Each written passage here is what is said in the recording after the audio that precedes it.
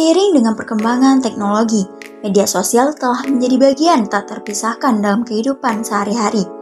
Media sosial menjadi tempat utama bagi interaksi sosial dan pertukaran informasi. Namun, di balik kemudahan dan keterhubungan yang ditawarkan, media sosial juga membawa risiko serius terhadap kesehatan mental, terutama di lingkungan mahasiswa, pelajar, dan pekerja. Alasannya itu karena bagi saya media sosial itu sangat toksik ya, karena kehidupan media sosial sangat membandingkan. Jadi agar kita terhindar dari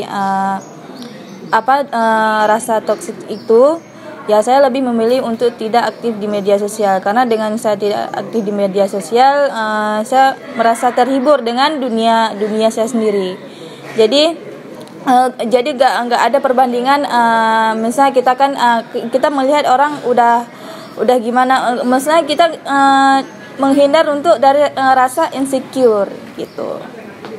Tak heran jika ada orang yang telah membatasi media sosialnya karena beberapa hal yang dialami.